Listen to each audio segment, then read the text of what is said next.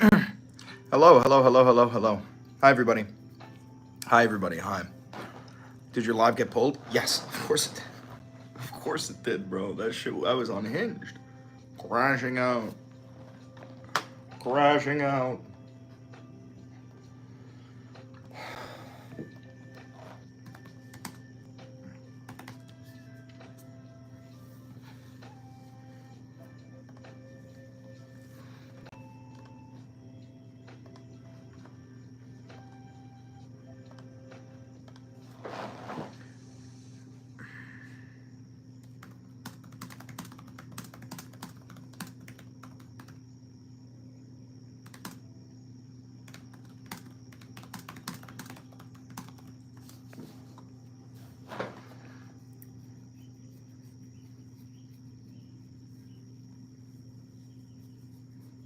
Crashing out.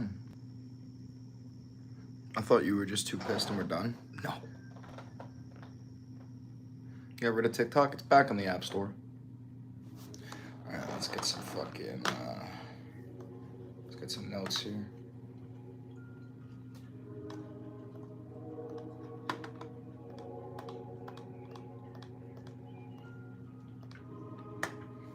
John D. Rockefeller, founder of Standard Oil, one of the wealthiest individuals in history. Not anymore. Rockefeller's business practices led to the creation of a near monopoly in the oil industry, which allowed him to control the prices and dominate the market. What would I call John Rockefeller? Probably Bezos. Jeff Bezos. He's got a absolute monopoly over like the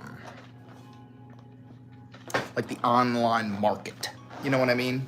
You need something, you need to order something to your house to be delivered, Amazon. There ain't nobody else. I mean, there's eBay, but who the fuck is using eBay? Right? John D. Rockefeller, monopoly on the oil industry. Everybody needs oil. Jeff Bezos, monopoly on the market, on the online shipping industry.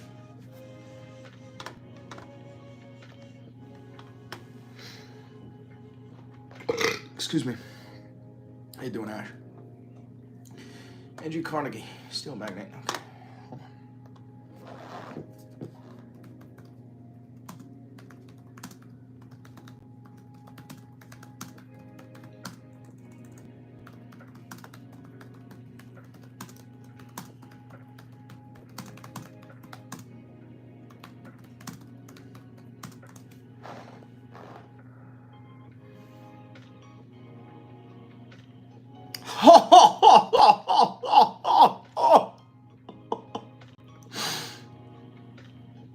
Oh my god.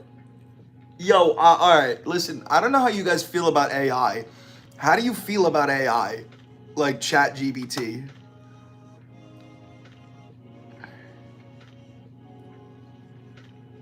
How's it going? It's good.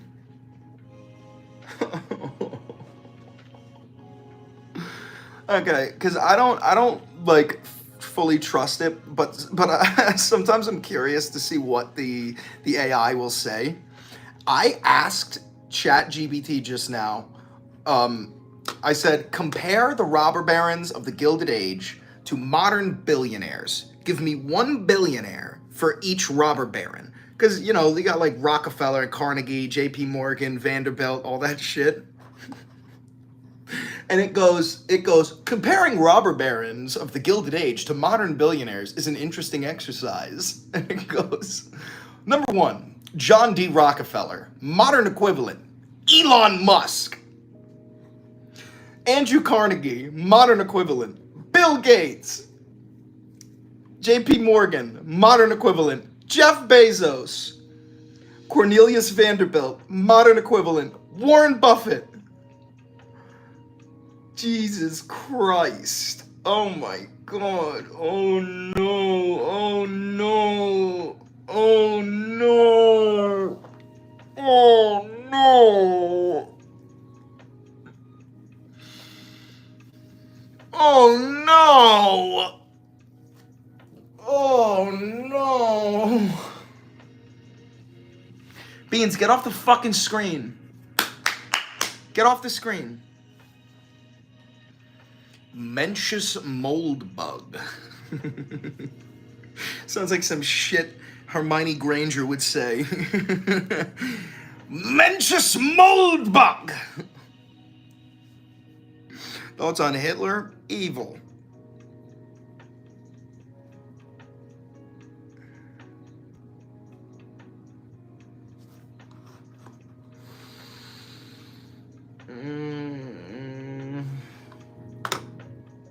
We're gonna put that in the video. I'm gonna keep this up.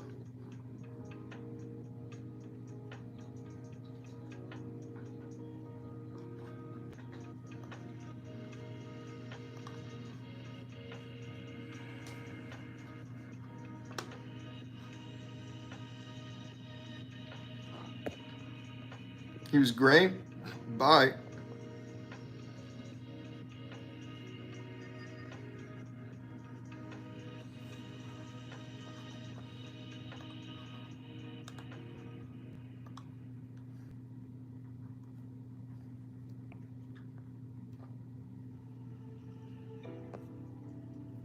Dick Sucker, welcome back, Elpedia.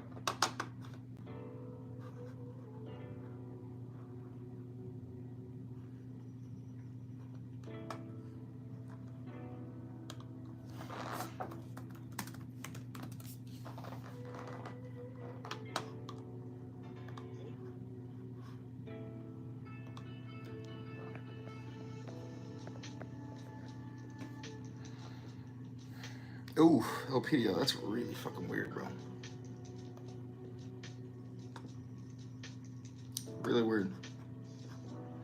One more weird ass message like that, I'm just gonna ban you. Just try to act normal.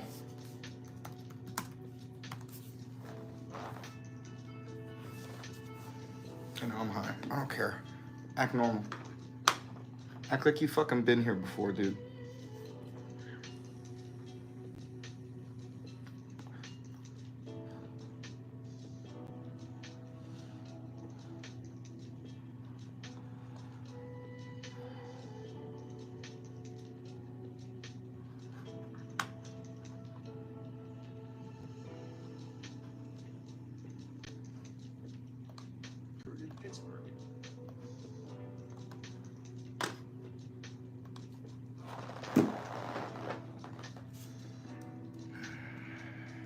Have last week, gay boy see at the gym. What? Oh.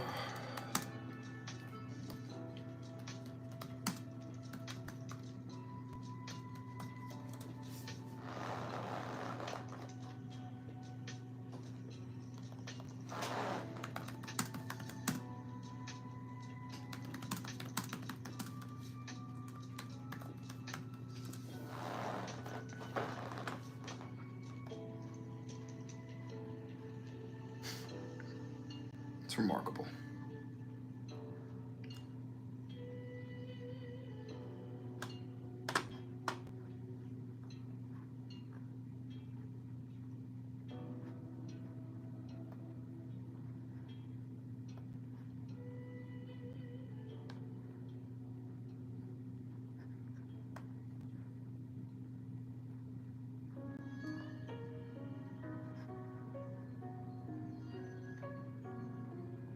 How many times have you been banned on TikTok? Fucking, probably like 100. Probably about 100. How do you feel about blacks? Why are you calling them blacks? Just call them black people like a normal fucking person, dude. Just call them black people.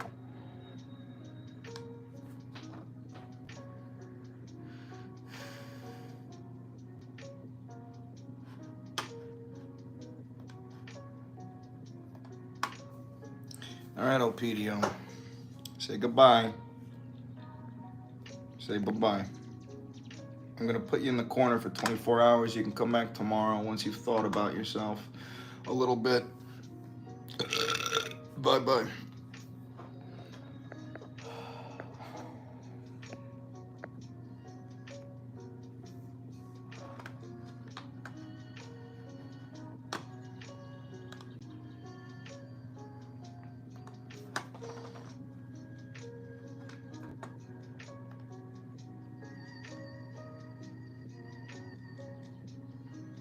Have you guys seen Donald Trump's last tweet?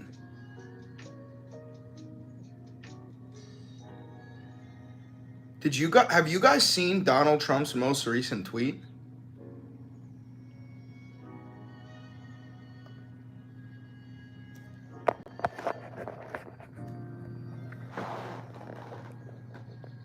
He who saves his country does not violate any law. Jesus Christ, they're actually gearing up to make him untouchable. They don't want him to be able to be held responsible for any laws. Do you remember when he said, I could shoot a man on Fifth Ave and they would still vote for me?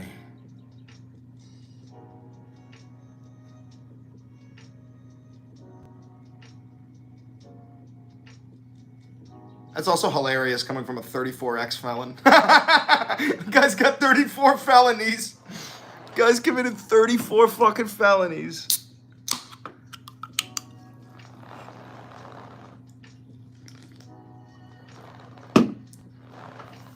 He just tweeted it about 4 hours ago.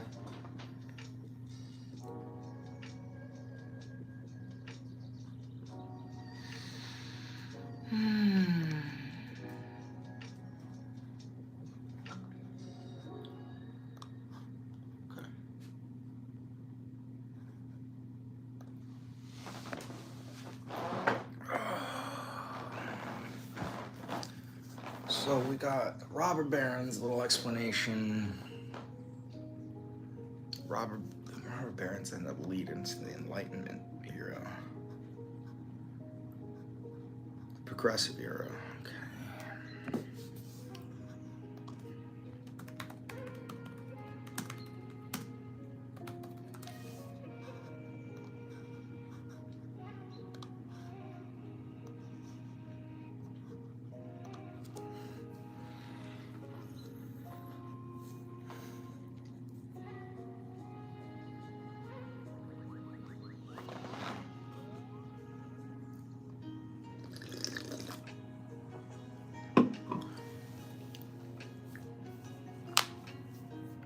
German-American Bund?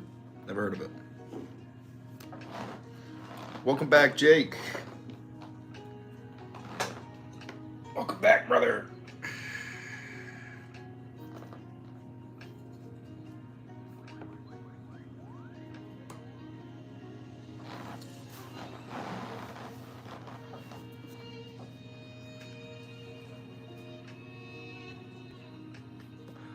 What's up, my boy? What's up? Jake, you want to hear some shit? Now I know that we don't trust AI. Never trust an AI, but I was curious. I wanted to see what the AI said. You know what a robber baron is, Jake? It's like back in the late 1800s, people like J.P. Morgan, Vanderbilt, Rockefeller, Rothschilds, like people who monopolized industry. You know what a robber baron is, right?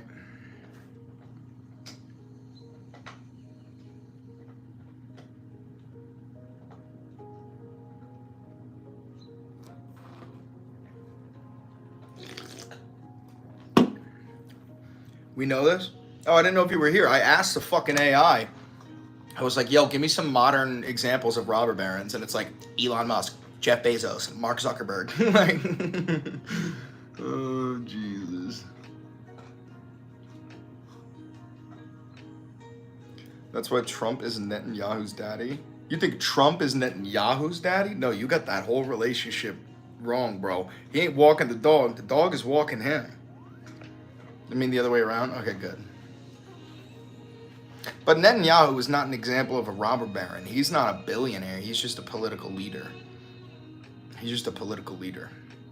A robber baron would be somebody like Elon Musk who's approaching becoming a trillionaire and has a monopoly over the SpaceX industry, the space industry. You know? Okay, so let's see. I'm doing the Gilded Age. Gilded Age leads into the robber barons. Robber barons leads into the progressive era. Progressive era leads into the establishment of the military-industrial complex.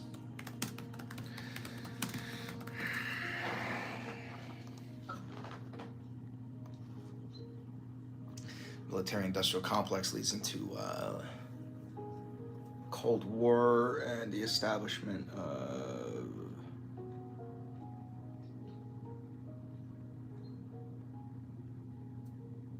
Space race. Space race. Space race. Space race. Ooh, now we're cooking. Now we're cooking with fire.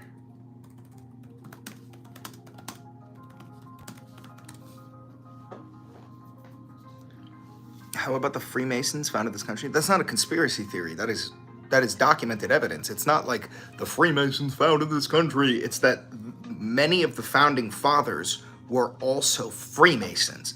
And it's not like the Freemasons were some secret Illuminati group.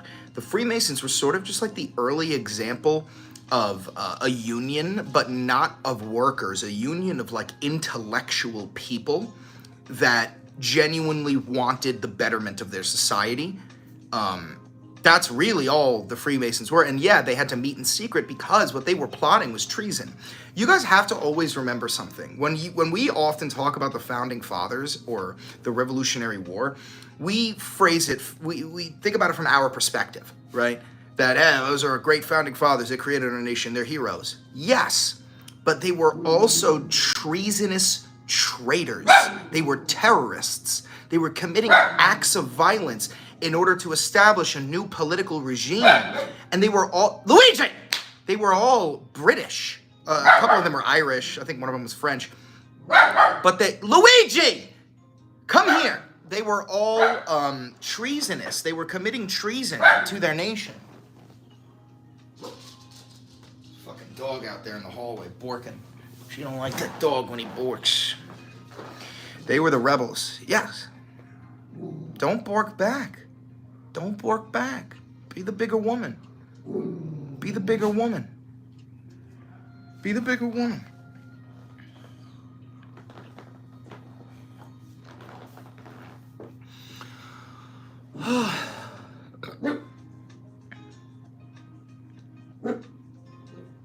German-American Bund, German-American Nazi organization in America before World War II. Ooh. Beans around anywhere? Yeah, he's right here. He's in his bucket. Hold on. He sits in his bucket. She sits on the couch. And you guys sit on Master Chief's fucking arms. He holds you up. You guys are Chief. Every single one of you. You're Master Chief. You're looking at me through the eyes of Chief. You're in the mask. You're in the helmet. You're the Master Chief. And we're going to save this planet. Release this nation. Okay. So as we go from the military-industrial complex, we move into the space race. As we go from the space race, we move into the modern tech race. And that's when we start to get technocrats.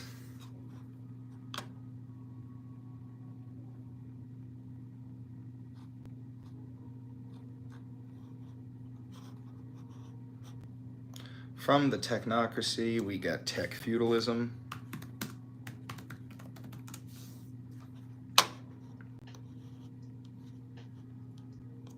From tech feudalism, we get Curtis Yarvin and Elon Musk, which will end it and tie it back into the most recent episode of Valenti VOD.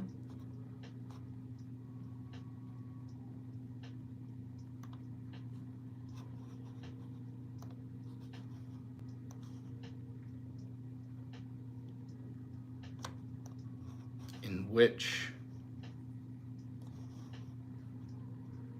we will finish that interview. Okay. We're looking pretty good right now. We're looking pretty good. We've got a video. Hey Chris, how's it going? Hi everybody. So listen, this is what we're doing. Just like last night, I'm making a YouTube video. You're my live chat. I might refer to you every now and then, just for confirmation bias, to be frank.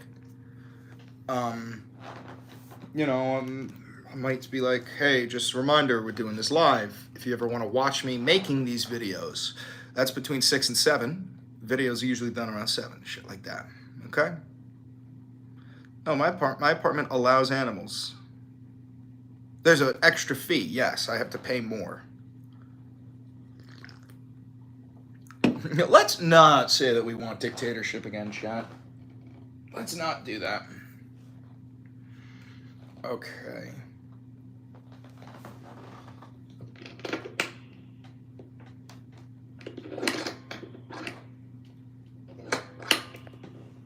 Oh, this is...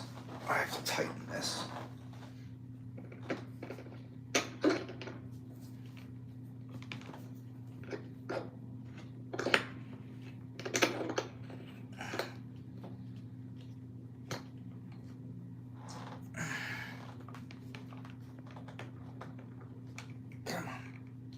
Come on.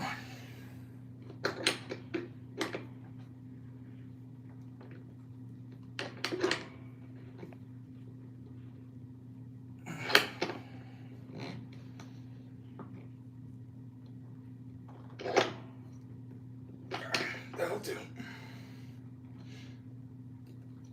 That'll do.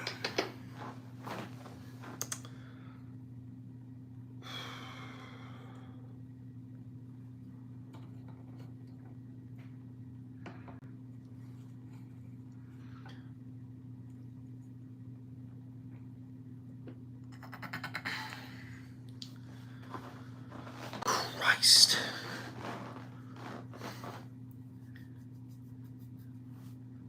Okay. Cut the shit. Cut the shit.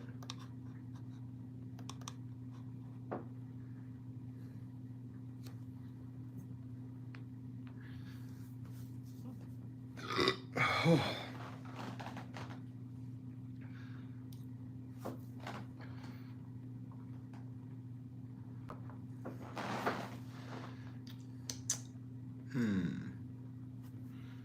The green.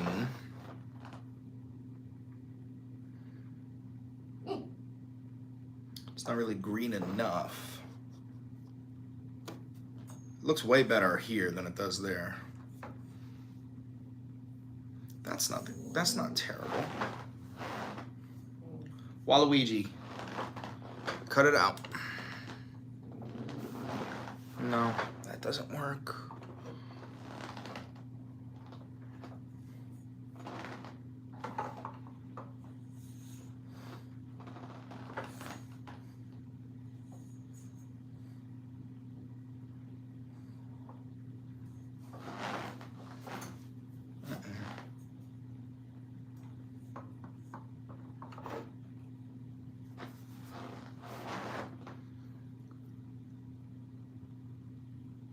Let's try red. Hold on. I'll be right back. Now that just looks horrifying.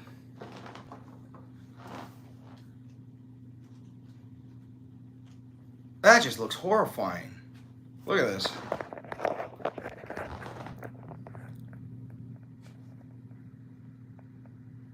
You see the difference between how it looks for you guys? It's kind of red. And that? Do we want to go with horrifying? Is that the vibe? Yeah, don't do red. Yeah, no, it's horrifying. Let's try blue. Be right back. That could do.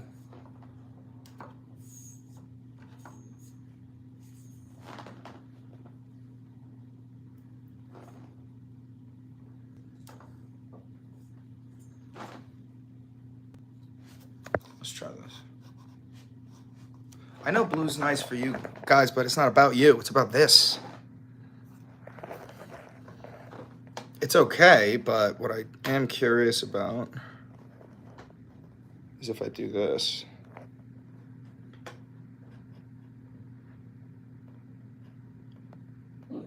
Shit on a shingle. God damn, fuck me.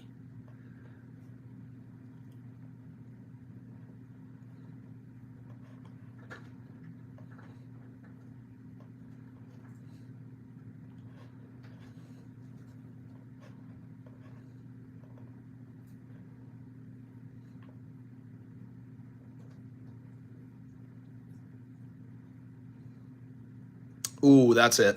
That's it. Yeah, that was it. That was all we needed. That was all I needed. Okay. Get this fucking shit out of the shot.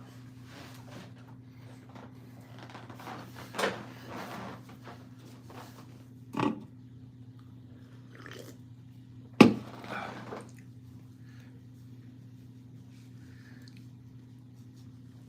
my God.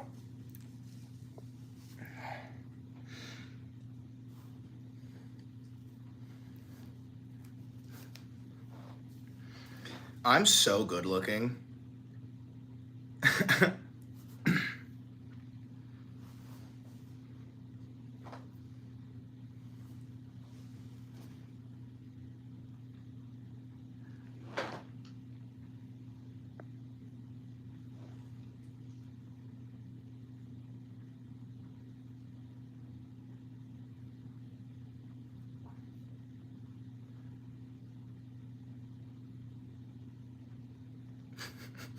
I was such a scumbag. Okay.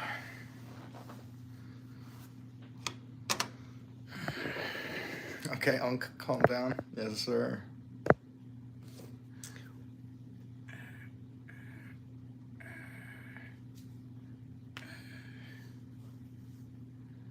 Yes, sir.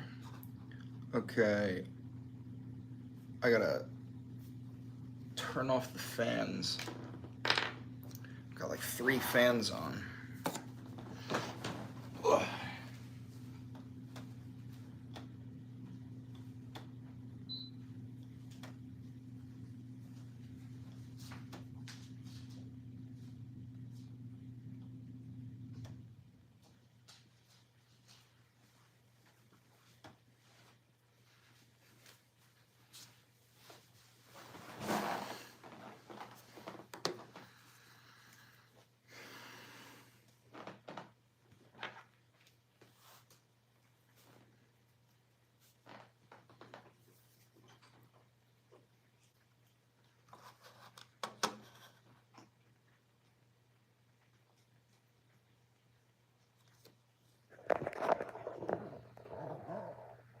You good, dude?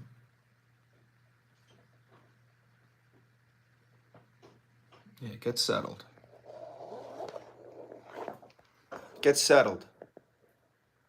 Good girl.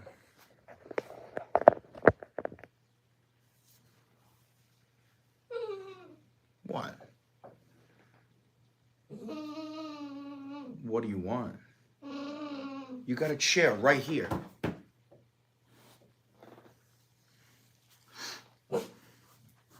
Good girl.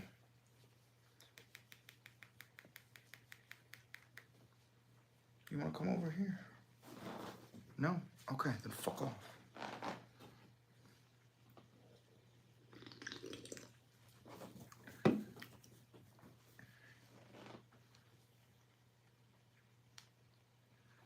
Fucking lost focus.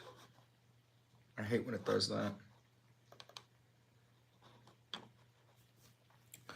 Thoughts on my previous question?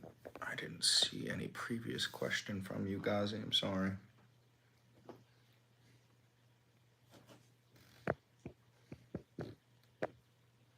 But I'm gonna get started soon, so if you got a question, I would ask it now if I were you.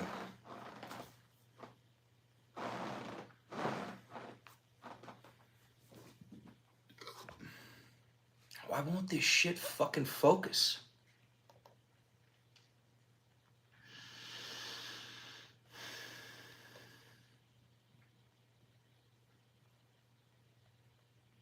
There you go. Now stay focused.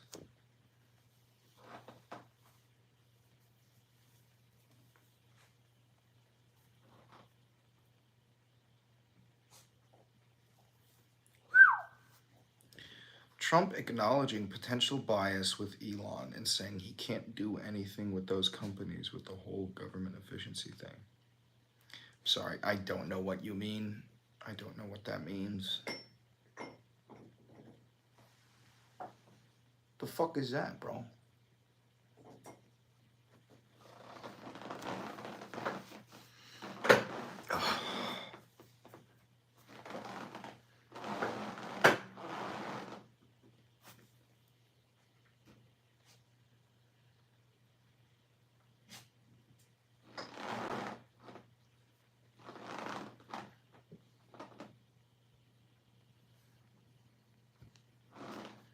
Okay.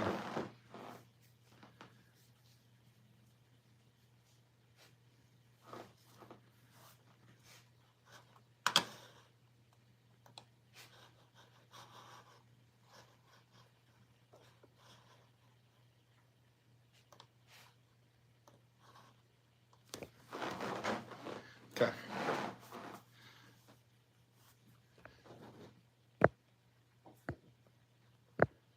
All right. I'm gonna.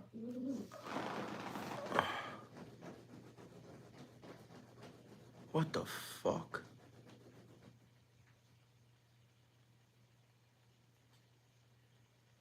Some of y'all are so weird. So weird.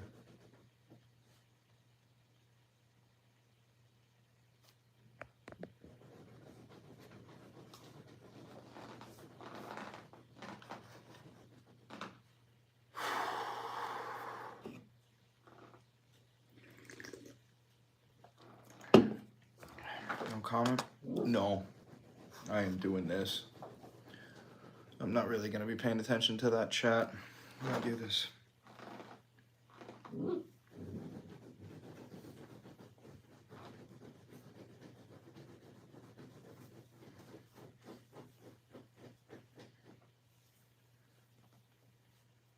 Okay.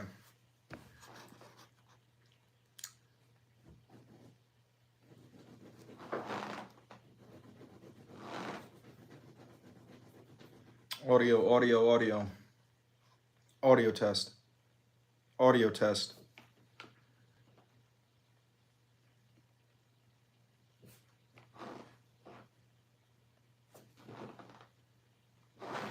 Audio test. Audio test. Audio test. Audio test. Audio test. Audio test. Audio. Audio. Audio. Audio. Audio.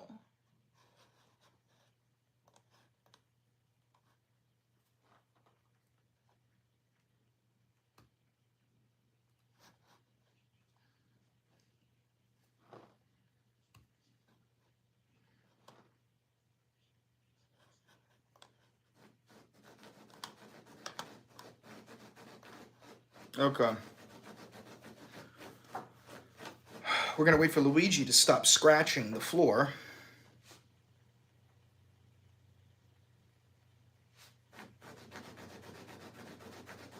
Never explain what Doge lies, even though they post everything they do. Brother, it's not. You're not worth it, man. You're not worth my time anymore. There's nothing I can say that can convince you. You genuinely believe that everything the Doge handle tweets out is 100% concrete proof, or true, without any evidence to support it. There's no point in me even trying to have a conversation with you. You're too far gone.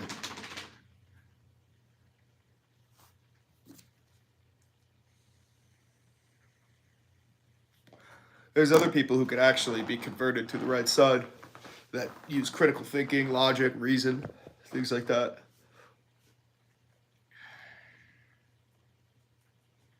You need to have evidence to claim that they are lying. No, that is not how the burden of proof works. You don't even know what the burden of proof is. Again, that's not your fault. That is because of the American education system. But anyway, let me just explain that really quickly. That's like if Elon Musk said, we found a unicorn. And I said, no, you didn't. And they said, yeah, we did, we swear.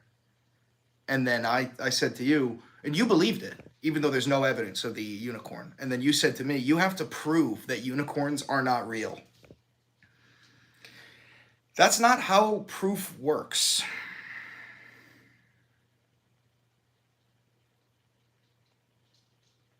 You need to have evidence to claim they are lying? No.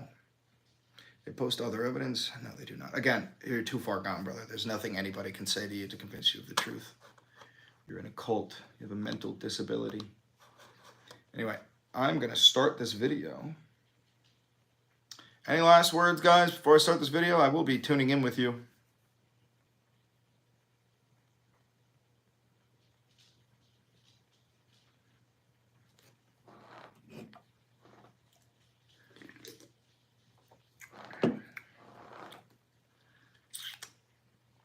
You guys good? Everyone good? This might be a relatively long one.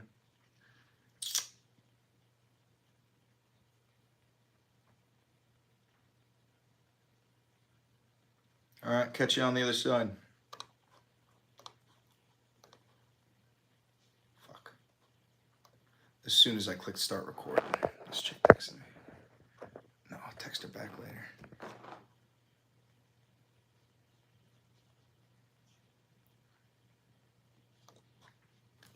What is up, ladies and gentlemen? Welcome back. Nope. It's not how we're starting it. You never start it with what is up. You never start it with welcome. You never start it with that.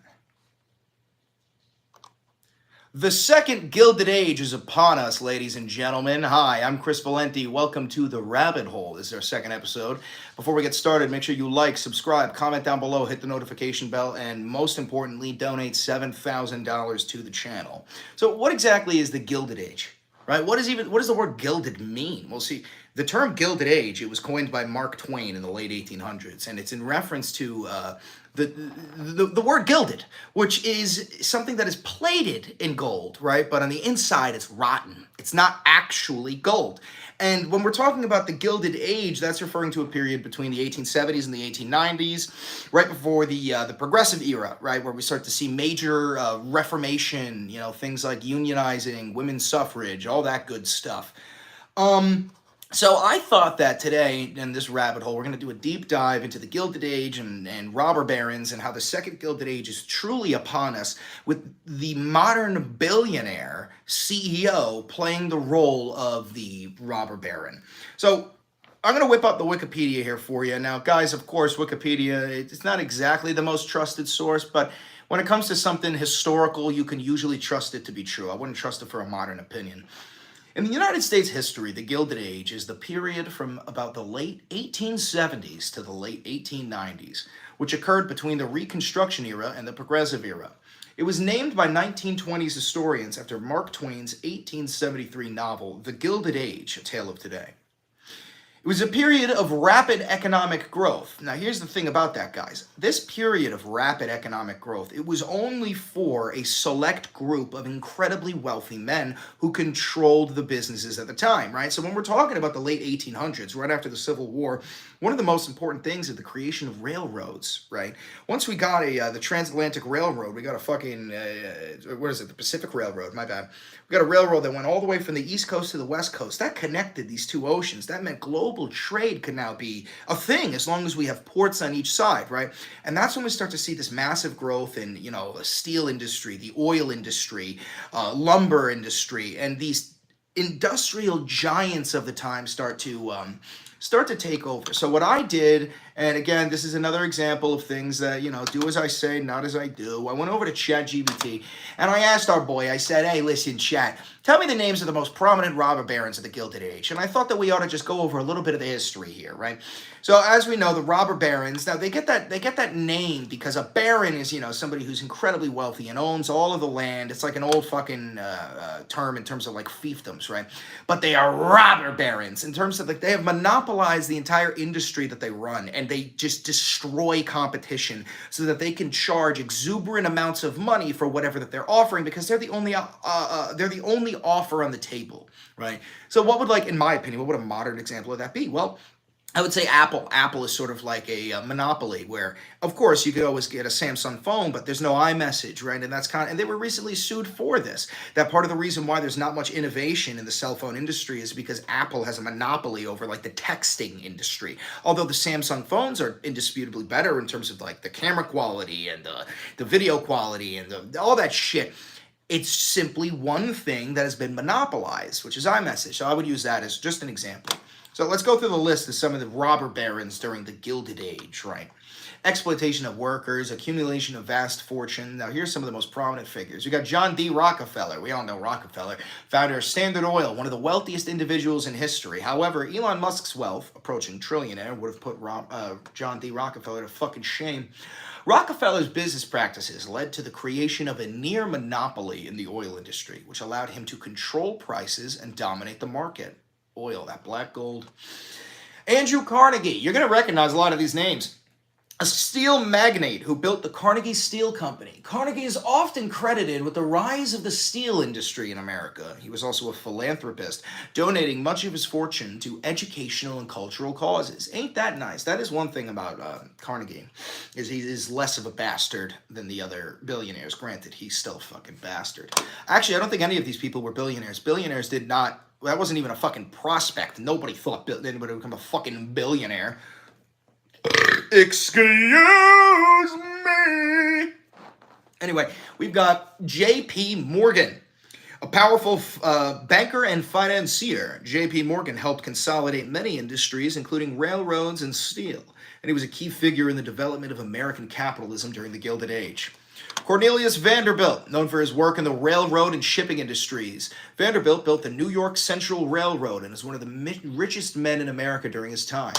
Jay Gould, a controversial figure in the railroad industry. Gould was known for manipulating stock prices and engaging in questionable business practices to amass wealth. Henry Flagler, the co-founder of Standard Oil with Rockefeller. And James J. Hill, a railroad magnate, builder of the Great Northern Railway, which ran from Minnesota to Washington State. These men played a role in shaping the economy of the United States during the Gilded Age. So, what we see during the Gilded Age, and it's very reminiscent of what we're seeing today, is a small group of incredibly wealthy people and their sycophants who are directly underneath them accruing massive wealth. And because they are accruing massive wealth, it is looked upon, the whole era, as we're having great business, man. Everyone's doing good because business is booming. Look how much money we're making in the steel industry. Problem being, these fucking pigs at the top are hoarding all of the wealth, because during the Gilded Age, we also saw it was a terrible period for the average man. People were fucking starving to death. There was also, we're talking about the Jim Crow era. This is right after the Civil War, which was the bloodiest war in U.S. history. We've got an extremely large amount of fucked up veterans. We've got black people who have just been freed from slavery, trying to navigate this new world where in some states they're going to be hunted down and in some states they're going to be looked down upon, but in no states are they going to be treated equal, at least not until like the fucking 1960s, and one might argue that even today they're still not. Hashtag woke. That's what woke means, by the way, is being aware of systemic racism. Woke doesn't mean dyeing your hair pink and fucking, changing your gender. That's not what fucking woke means, regardless. Not the point. Let's keep on reading.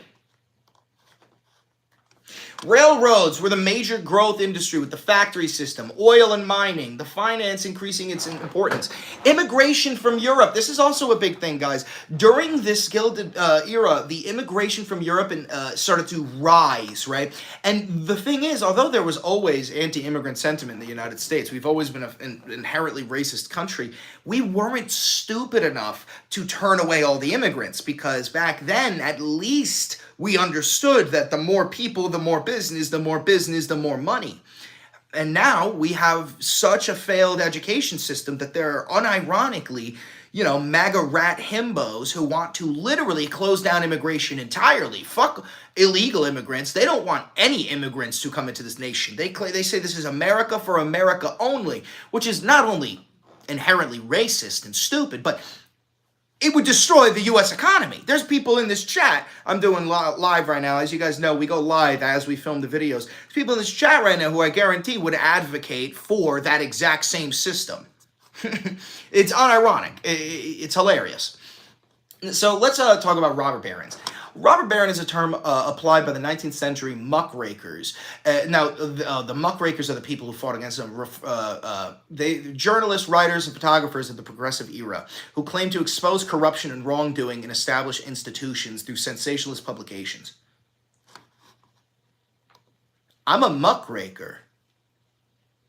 That's what I do. That's what I am. I'm a muckraker. I'm raking up the fucking muck, piling it high and shining a flashlight on it and going, hey, civilization, hey, United States, the fuck is this?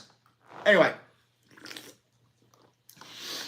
term first applied by 19th century muckrakers and others as social criticism to certain wealthy, powerful, and unethical 19th century American businessmen.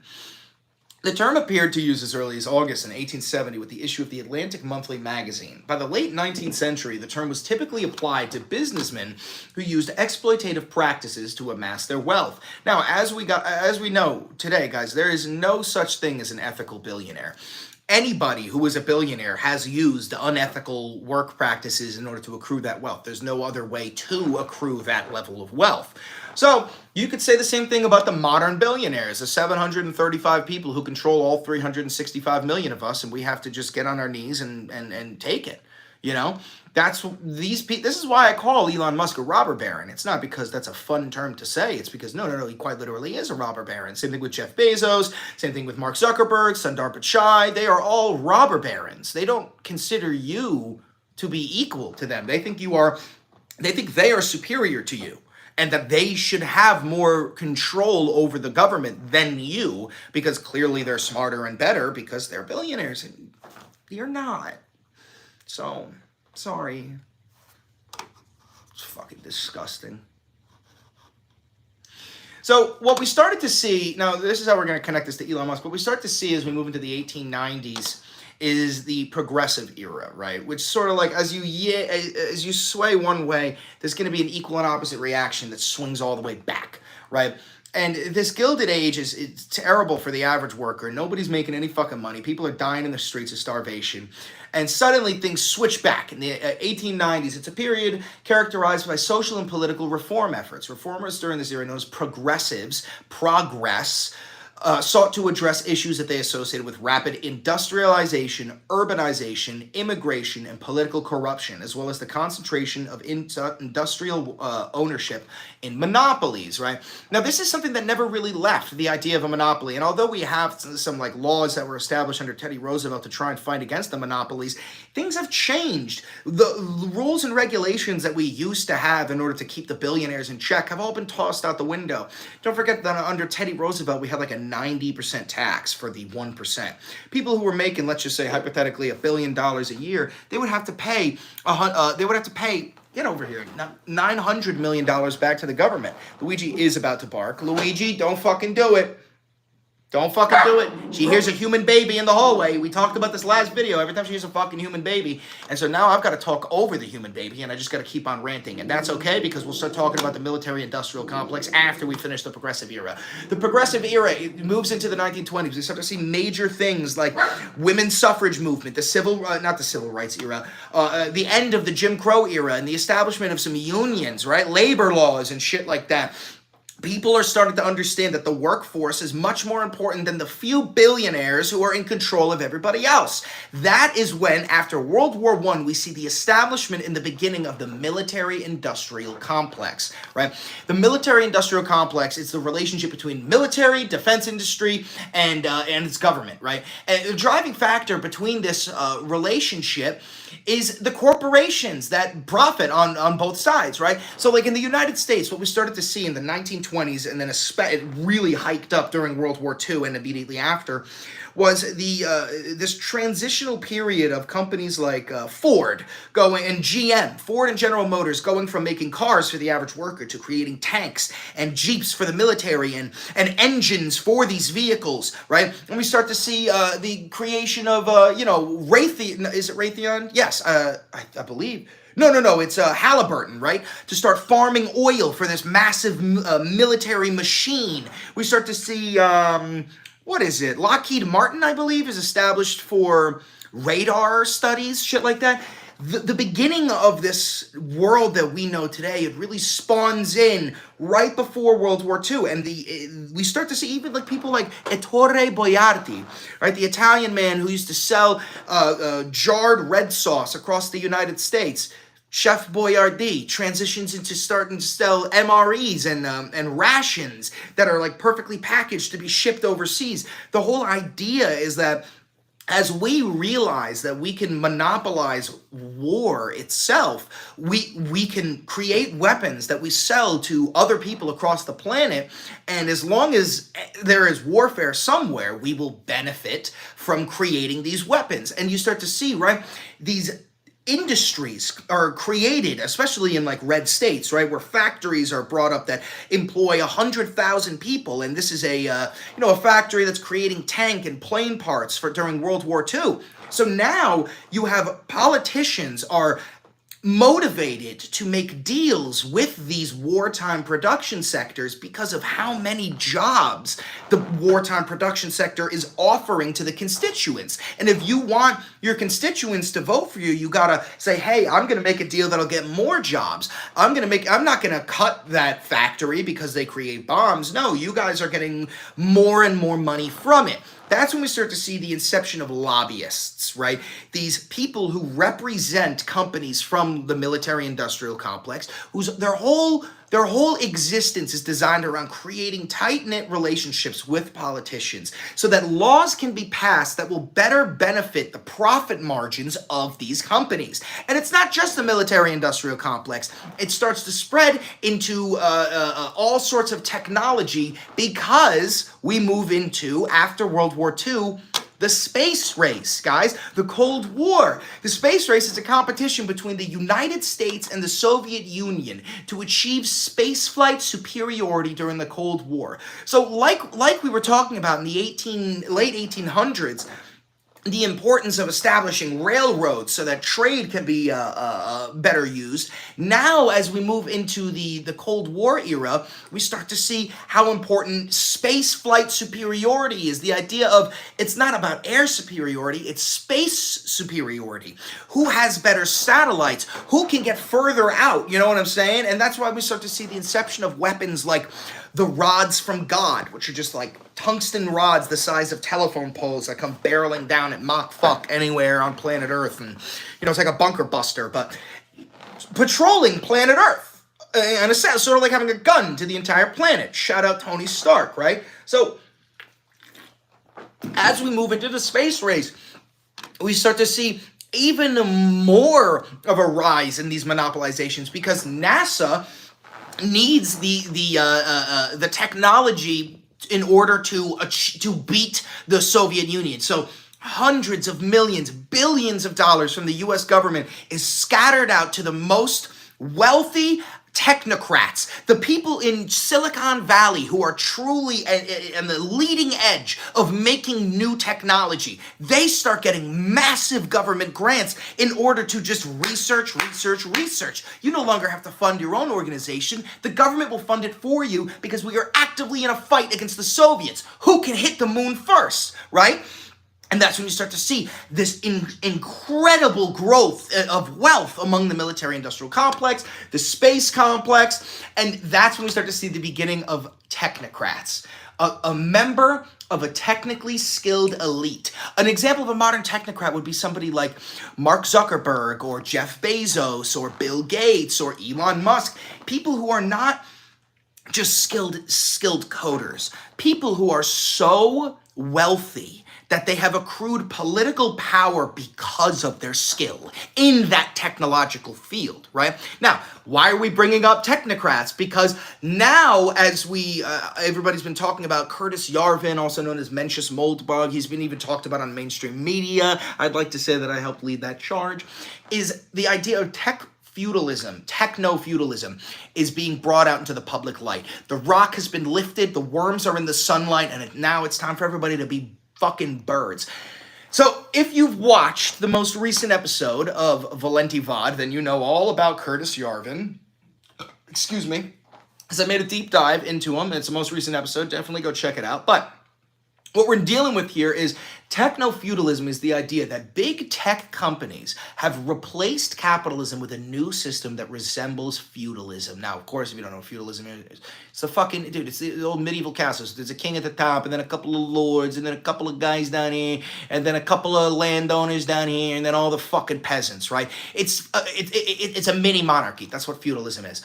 That's back when we had fiefdoms. In this system, tech companies control data and access to digital spaces, similar to how medieval lords controlled land and labor. Oh, Yanis Varoufakis, this is the guy who, techno-feudal, he coined the term. He's also, like the guru of MAGA is known as Curtis Yarvin, as we know, but the guru of Curtis Yarvin is Yanis Varoufakis. In the book, Varoufakis argues that the economic system has fundamentally changed since the 2008 financial crisis. He says that tech companies like Amazon, Google, and Meta control the land of this new era, which is the cloud, big data, and digital platforms. And unfortunately, he is correct. Now, the difference between somebody like Yanis Varoufakis is that I don't believe he's advocating for techno-feudalism. He's just informing you of what is going on around you. Then you've got somebody like Curtis Yarvin, Elon Musk, J.D. Vance, Donald Trump, who are actively, publicly advocating for tech feudalism, which calls for the complete and total destruction of democracy. And as we know, Donald Trump has called for the abolishment of the Constitution. He did that after the January 6th insurrection, when he tweeted out, "A violation of this magnitude calls for the termination of all rules and regulations, including those embedded within the United States Constitution." He said that himself. Now, what I did want to show you is this recent tweet from Trump from 4 hours ago.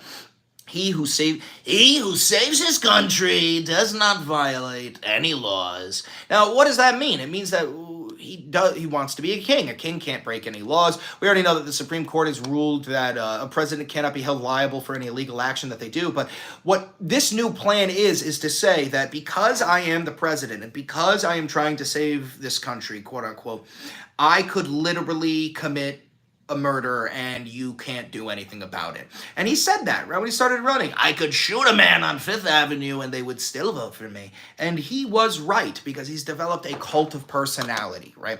There's about 30% of the people who follow Trump who are the MAGA rats. They don't listen to reason. They don't care about logic or critical thinking. They are simply in a fascist cult. Those people are TFG, too far gone. Nothing you can do for them. There's some TFGs in my chat right now. There's nothing you could do for them, okay? But for those who are watching that are not too far gone, who are, a little bit confused, they voted for Trump because they wanted lower egg prices and they wanted lower gas prices and they thought he was a peaceful dove that was going to end the Ukraine war. You got duped. You got lied to, okay? Donald Trump is a notorious liar. I mean, listen, I'm from New York. All New Yorkers know that you don't do business with Donald Trump. We've known that since the fucking 80s. You don't do business with Donald fucking Trump. He's a scam artist, right? And this time it's his biggest scam in history. He has scammed the United States. Remember no tax on tips, no tax on overtime. Well, today, as of February 15, 2025, right now it is 6:56 p.m., the Republican House proposed their new bill for the economy. And no, they're not doing no tax on tips. They're not doing no tax on overtime. What they are doing is getting rid of Social Security, Medicaid, and SNAP.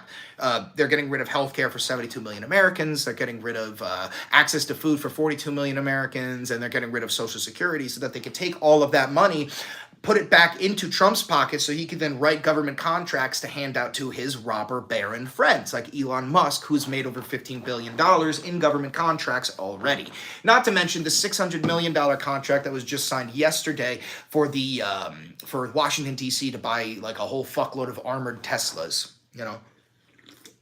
We've also got someone in the chat just now who said you have Trump derangement syndrome. Notice this, guys. This is going to go on. The guy's name is Mike. Mike, you're going to be in the YouTube video. This is what I mean, is you say, you make a 22-minute long video, comprehensive points, you got the receipts to prove it, you're really talking about critical thinking, logic, really trying to warn people about what's coming. And the response is the most uneducated shit you'll ever hear, which is like, you have Trump derangement syndrome. American education has fallen. It is gone. And this is why you and I both have a responsibility to never stop screaming about this, because we have to fill in the gap that has been left behind. So, back to tech feudalism. Varoufakis says that tech feudalism is a threat to democracy, climate change, and the liberal individual. He also says that tech companies influence our behavior and choices in ways that are not as voluntary as we might believe. That's like, your For You page, your trending page, your recommended feed, all of that, right? So now let's move into this. I want to talk about how tech feudalism is, in fact, the ideology that drives Elon Musk. Let's get to the juicy part here. Among all of these vectors, one of the weirdest, most disturbing developments is the rise of the neo-reactionary movement. The neo-reactionary movement is also known as the Dark Enlightenment. Again, we have a deep dive into this, and this ties directly into the robber barons, right? This name alone is spooking and intriguing. Curtis Yarvin, all that shit. Deep state bureaucracies that are unable to control oligarchic forces, that societies should be run like corporations with the CEO monarch in charge. Right? So as we've been talking about like these robber barons getting control of entire industries, you need to understand that what they want is to control entire nations, but to run them like businesses, because essentially that is what fiefdoms were back in the day. You know, if you were the fucking king of a fiefdom in some area that had incredible amounts of lumber, then guess what? Everybody was working on fucking lumber. Same thing if you were near, mines, everybody was mining. If you were in the agricultural sector, all of your peasants were in agriculture. What we're seeing is that the men and women who lead Silicon Valley, the people who are in control of the new oil, the new railroads, the new steel, which is space and lithium mines and AI, that's the new version. Those people want to control you because they believe that they know better. And if you have a say, democracy, then humanity won't prevail. They want to usher in a new era for humanity, and the only way to do that is to take away your individual liberties, take away democracy, because if you have a say, you're not going to let them do it. Or at least I would hope you wouldn't. So I wanted to show you one other thing, because earlier when I brought up the list of these robber barons, right, from the Gilded era, the Gilded Age, I also asked ChatGPT one more question. And now the thing is, guys, like we've said before, don't trust ChatGPT with everything, but I already had a bias and I was curious. I told ChatGPT to compare those individuals with modern billionaires, 1 billionaire for each robber baron.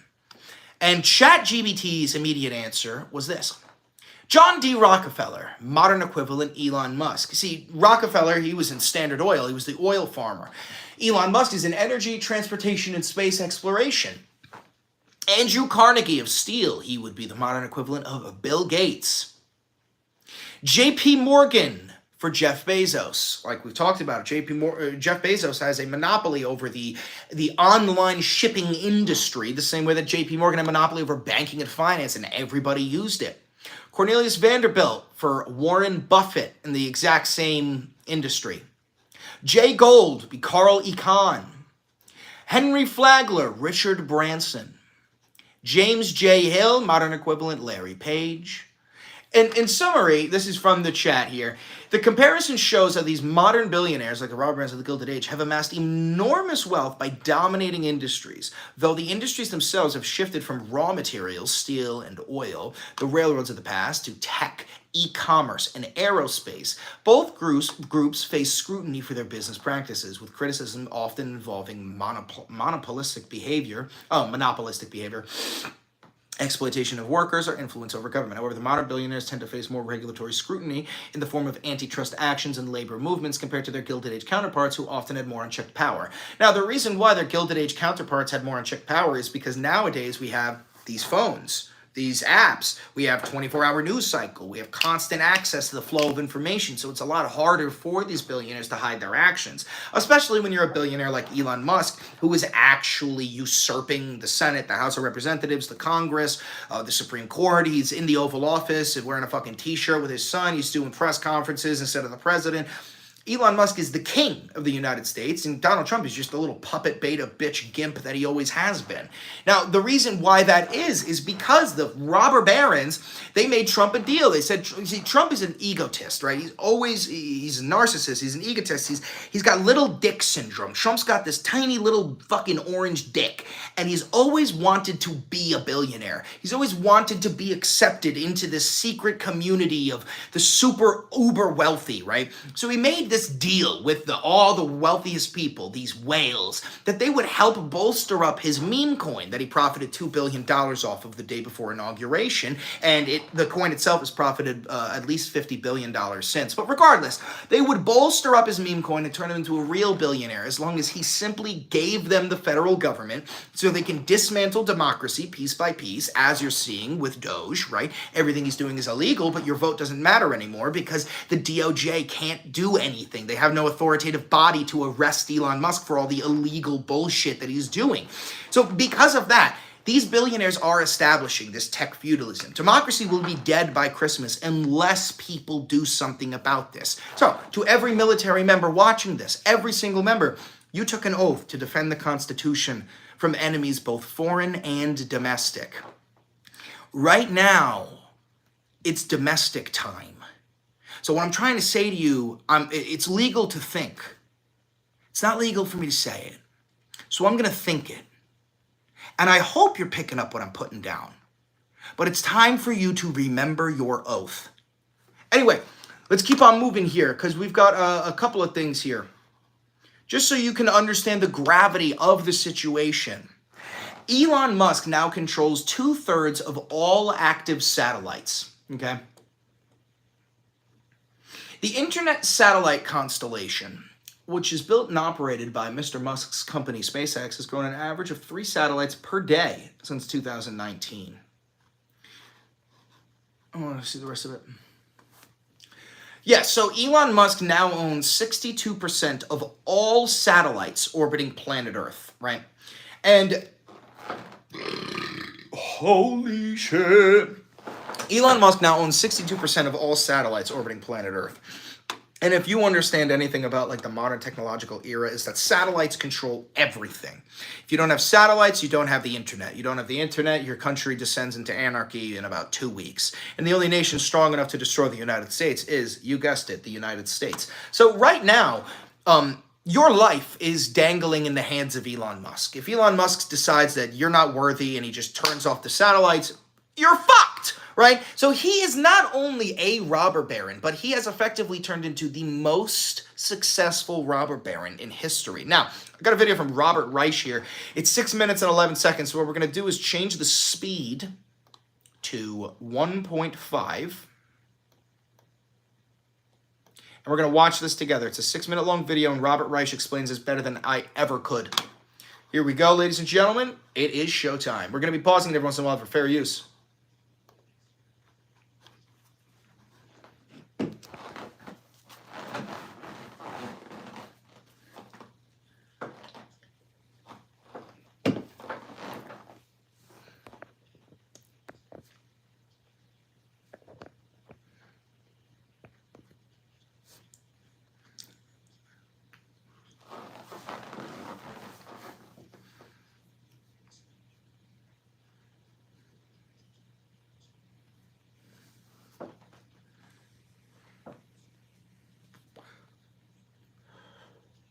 Oil, railroad, steel. Now, what we would say for oil, railroad, and steel now would be the space market, right? Instead of oil, I would say lithium, because you need lithium in order to operate almost. Oh, bless you. You okay? You need lithium to operate, to create microchips, right? So what was it? Oil, what, and steel? Oil, railroad, and steel. Railroad can be replaced by satellite. And steel, I guess you could replace that just with, modern tech. Finance would be the e-commerce market.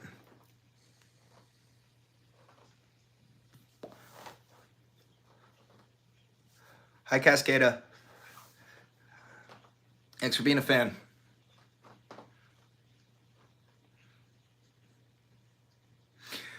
Also, let me say something. Whatever happened to this style of art?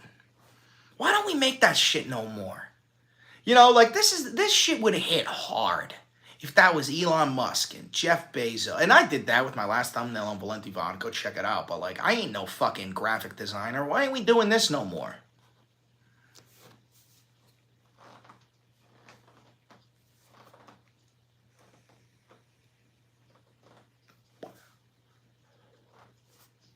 Top 1% owned 51% of the wealth, and it is completely different now. I believe now the top 1% own 90% of the wealth. Racist laws to restrict immigration. Oh, doesn't that sound a little familiar?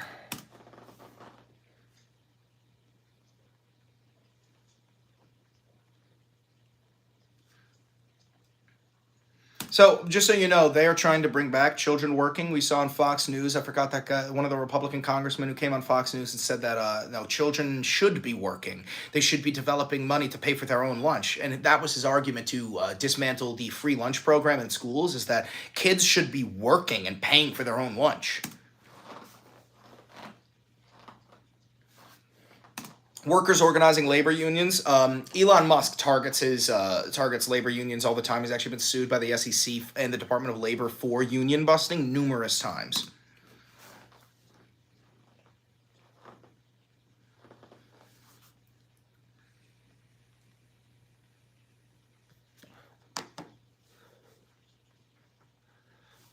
I'm a muckraker, ladies and gentlemen. I'm a muckraker.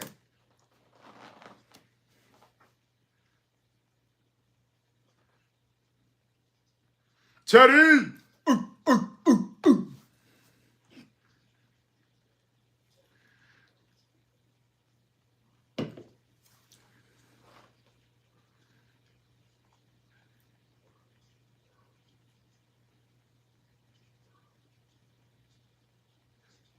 Progressive income tax is great, guys. This is why I've always advocated for progressive income tax. The more money you make, the more money you should pay in taxes. Why? Because you can fucking afford to do it, okay? If you ask somebody who makes $20,000 a year to pay 20% in taxes, that's going to ruin their fucking life. If you ask somebody who makes $1 billion a year to pay 90% in taxes, you know what that leaves them with? $100 million.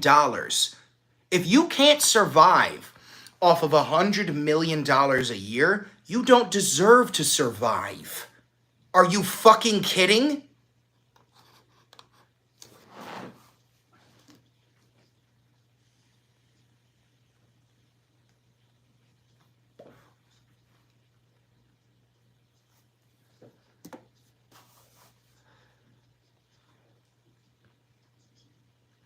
That makes sense too. You buy something that's worth $100 and then 10 years down the line, it's worth $10,000. When you sell it, you should have to pay taxes on the 10,000, not the 100. Okay, this is also why you see huge like art shows. This is why billionaires spend so much money on the shittiest art you've ever seen, is because when you buy art, that's a tax write-off. And then the value of the art is only going to go up. And then when you sell it, you only have to pay taxes on the value that you bought it at. It's literally just a way to make money and not pay taxes on it, okay? That's why you see like a banana taped to a wall for $6 million, because they know some fucking robber baron like Elon Musk is going to buy it for the tax write-off.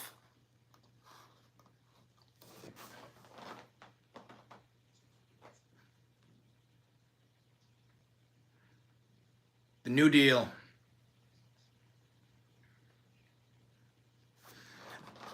And not to mention, FDR's New Deal included employing hundreds of thousands of African-American workers, which is part of the reason why we started to see a major party shift, right? He was a Democrat, and the Democrats historically, like back during the Civil War, the Democrats supported slavery. The Democrats founded the Ku Klux Klan. So when FDR, a Democrat, starts to employ black people, all of these Southern voters who are incredibly racist, former slave owners, Jim Crow era politicians, they're like, wait a minute, I'm not calling myself a Democrat anymore. This guy's employing black people. So they come up with the term Dixiecrats, right? Which is like, we stand for old Dixieland in the South, the old slavery, but we still like Democrat policies. And over the next fucking 80 years, we see a major shift to the point where Democrat politicians are more prominent in urban areas and in the North, and Republican politicians, starting with Richard Nixon and Ronald Reagan, gain more popularity in the South. Again, I have a comprehensive video on the party switch if you end up wanting to watch another video on that.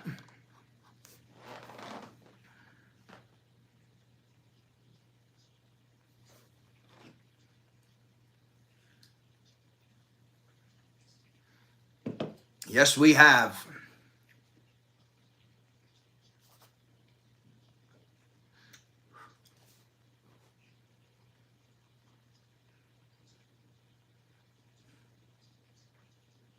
Yes. Don't forget, Elon Musk donated $250 million to Trump's campaign. Right? There's a reason why Elon Musk is sitting in the Oval Office. It's because he's the number one fucking mega donor besides Steve Wynn, who's also advocating to dismantle New York Times v. Sullivan so that we can no longer criticize Donald Trump. Remember, the only reason why you have the right to say fuck Donald Trump is because of a Supreme Court decision in 1964. Republican lawmakers have already proposed slashing that, completely terminating that Supreme Court bill so that we no longer have the right to criticize our political leaders. That has already been proposed.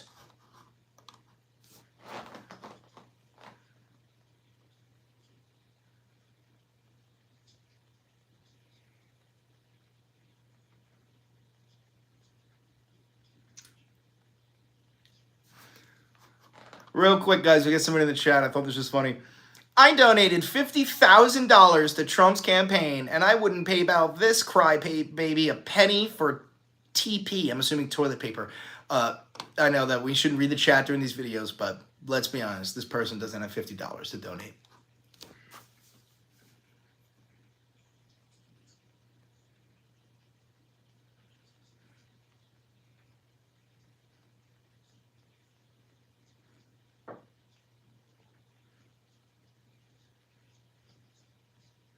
Social safety nets, guys. Your tax dollars should be creating programs that keep you safe, not the billionaire class, okay? And if you're not advocating for that, if you don't advocate for that, you're just advocating for your own fucking demise.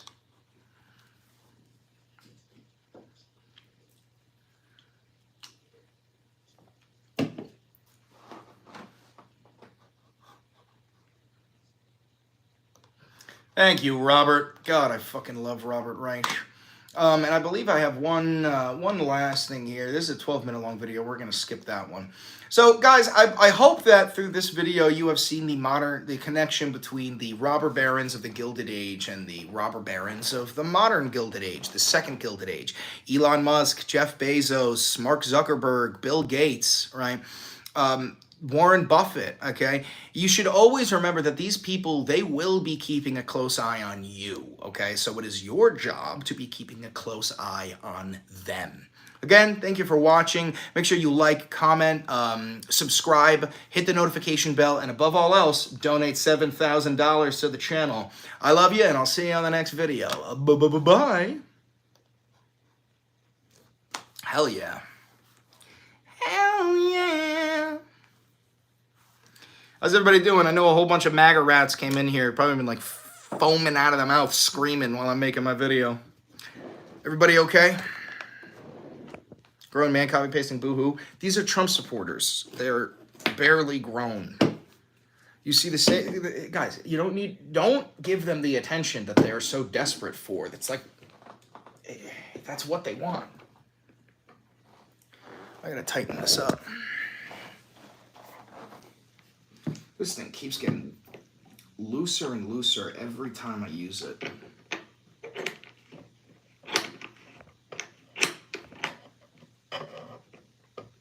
Right there.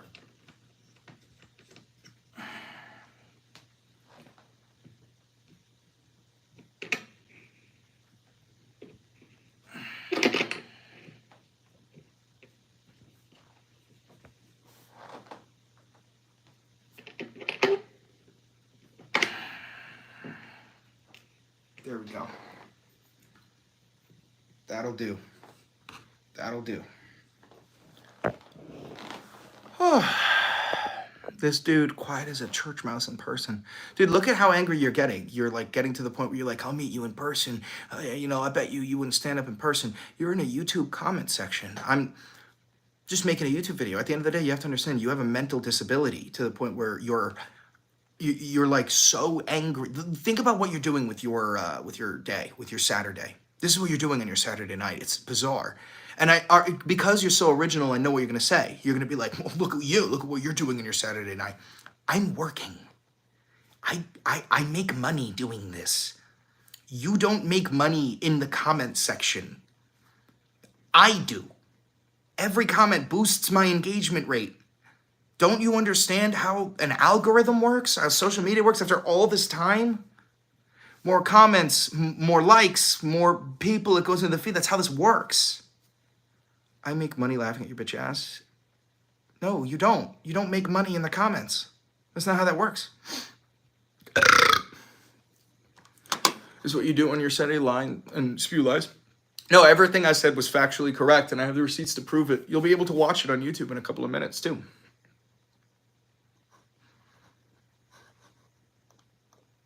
I understand facts don't actually mean anything to you guys anymore, but they do to the rest of us.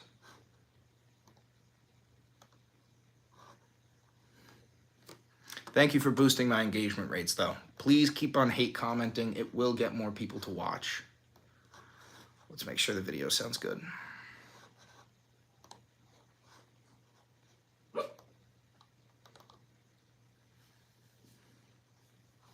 second Gilded Age is upon us, ladies and gentlemen. Hi, I'm... In the late 1800s, they dominated the country during America's first Gilded Age. We overcame these abuses on the increased production. I end up wanting to watch another video on that. Okay, perfect. That works.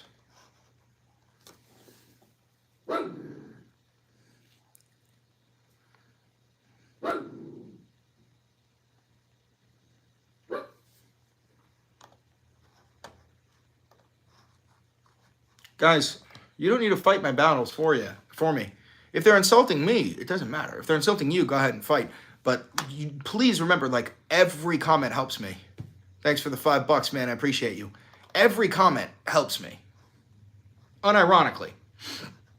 Anyway, while we make, let's go take a fat fucking bong rip before we make this thumbnail, because I want to have some creative juices flowing before the thumbnail, yeah? Also, let me turn off this light, because that shit's bright as fuck. I bet John Bravo can find you. Nice screenshot. So see what I mean? You're already, like, making physical threats because of how weak and emotional you are. Somebody makes a YouTube video about politics and history that you don't like, and you go, I'm gonna hurt you. Now, that's probably because you had weak parents. That's not my fault. Your father was probably a coward, your mother a whore. And that creates a weak person. And it probably wasn't their fault either. Your grandmother was probably a skank, and your grandfather was a coward. You are the result of that. It's not your fault, and I can help fix it. Watch my videos, subscribe to the channel, get more educated, because there's a gap that you have fallen into because of the American education system. I'm not trying to be rude. I'm trying to help you. But regardless, that's neither here nor there. Let's go take a bong rip and get the creative juices flowing.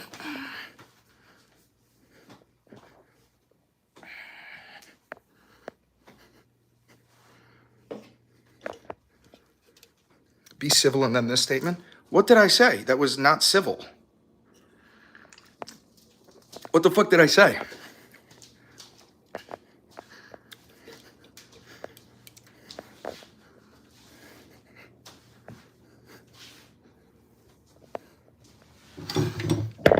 Oh.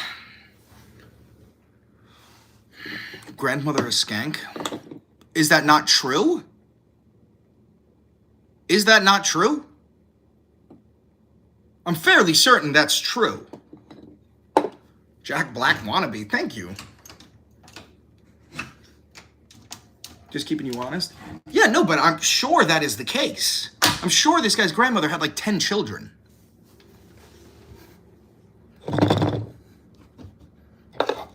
But also, let me ask you this. You're telling me, you're like, you're not being civil. Is what I said worse than actually being like, I've got a guy who can find you? Is that not like a physical threat of violence? Which one do you think is worse? Calling somebody's grandmother a skank, or saying, I'm gonna hire a guy to find you? Which one is worse? I don't know, I just got here. Well, you have to remember, the person I'm talking to is somebody who's giving a physical threat of violence. You can't handle any form of criticism, can you? I can. However, I don't take criticism from people that I would not take advice from, right? And when it comes to like an anonymous, like MAGA dick rider, someone who's like throating Elon Musk and Donald Trump, I wouldn't take advice from you.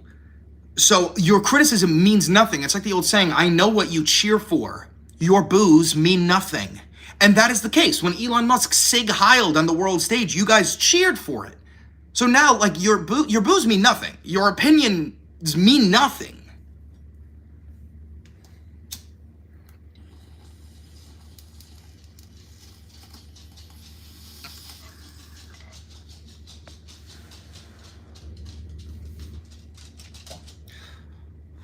Libtard thinks he's being edgy. Nothing I said was edgy. Being edgy would be like, I'll fuck your sister's mouth while your mother's watching, holding her asshole gaped open, and your father's sitting on the cuck chair. That would be edgy, but I didn't say that. That would be edgy.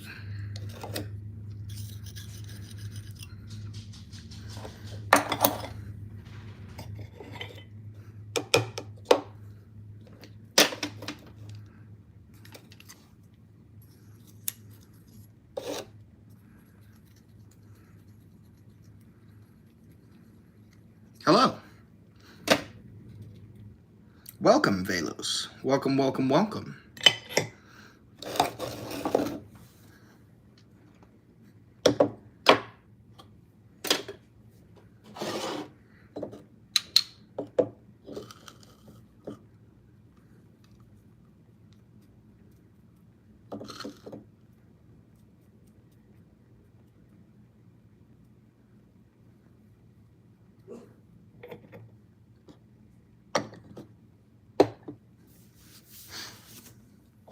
Throughout all this, you've been disgusting. This is why y'all lost.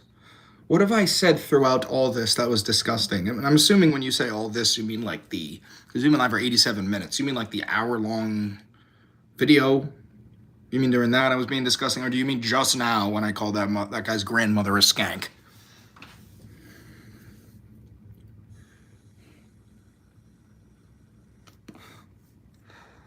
What do I do if I support neither side? It's not about Republican or Democrat. It's about supporting democracy or not. They are dismantling democracy. Dude, all the content I've been making over the past 2 days has been about that. You could be on whatever side you want, Republican or Democrat, but I really do hope you would say that you do stand for democracy.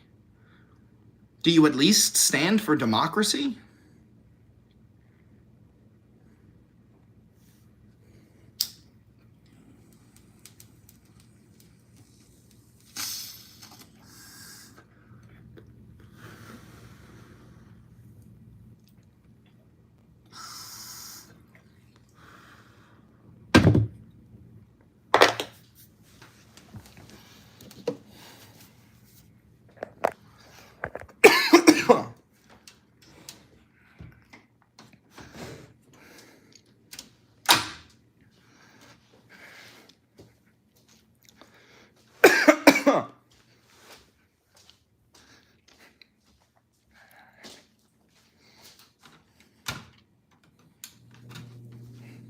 Okay, let's make a thumbnail.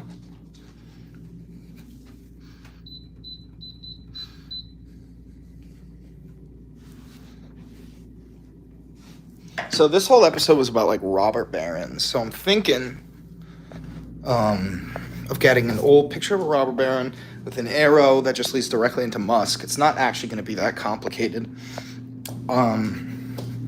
Maybe with a background of a whole bunch of US dollars. That would probably be money.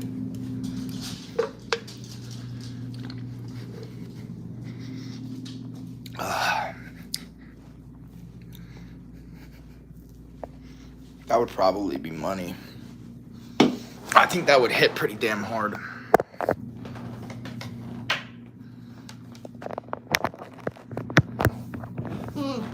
What? What? You want a keys? I'll give you keys. You want me to pull the chair over? Come on over. You want to sit next to me? You want to sit there so everybody can see you? If you sit there, everybody will be able to see you. Sit there. Come on up. Yeah, they usually do sit with me when I smoke.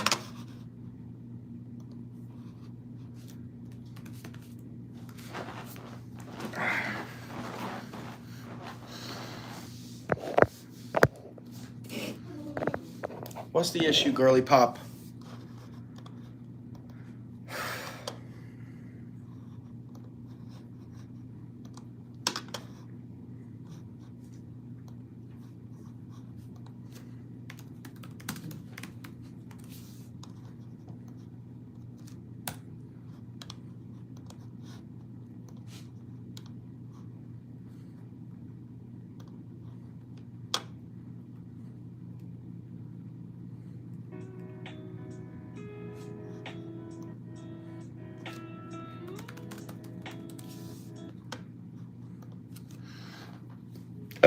Excuse me.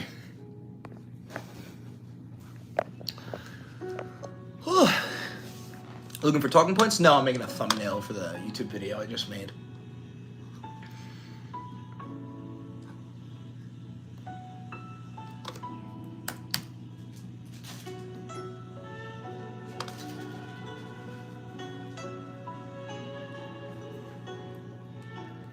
Peace out, Ash.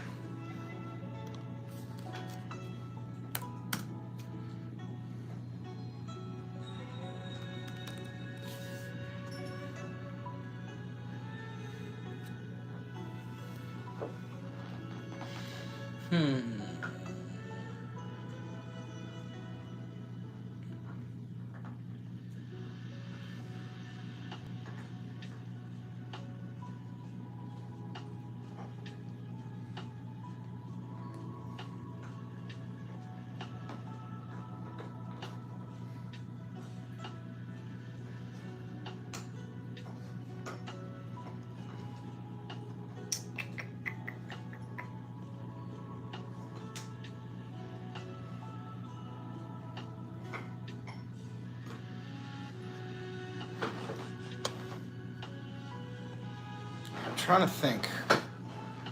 I could do... No, that doesn't work. Fuck me.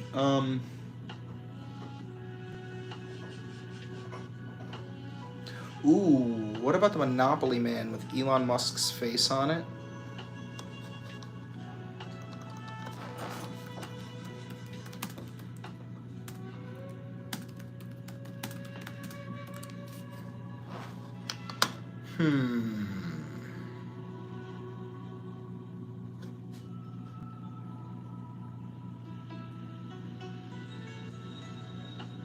Maybe not that one.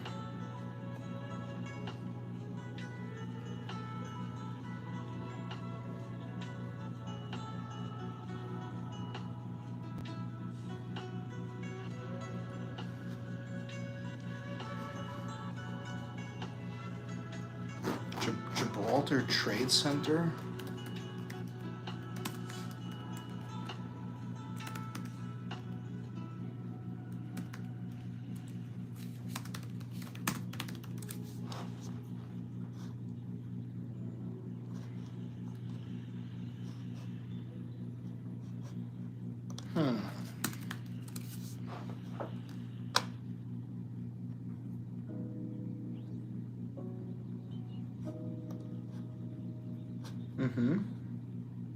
I like you.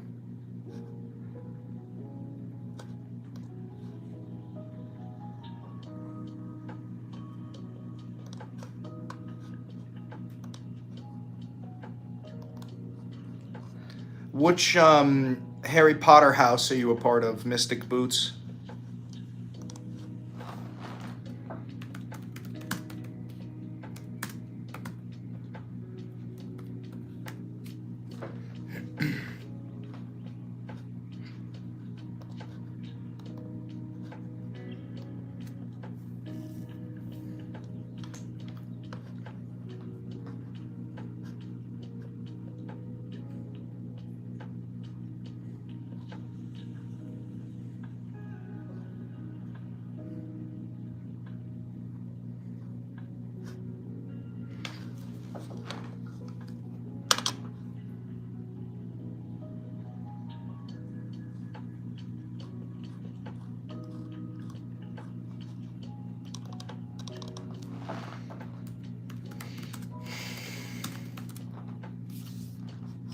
Whichever house it was going to give 10 points to that house.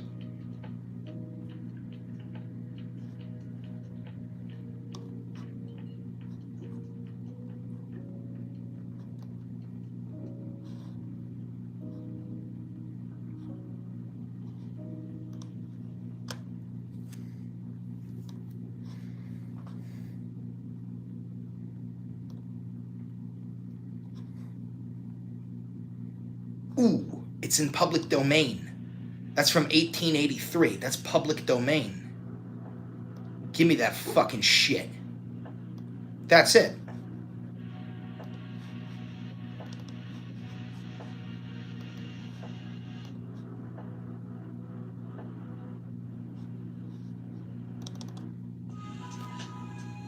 That's it.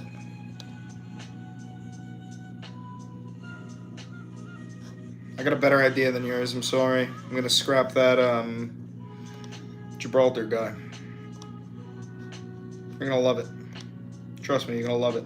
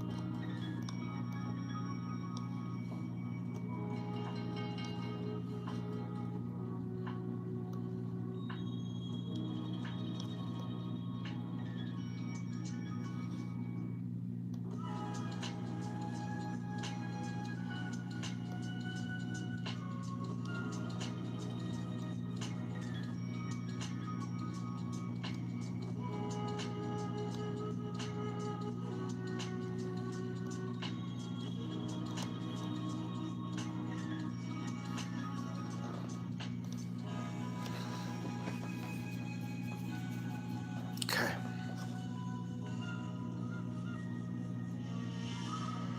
Now I need Musk's face.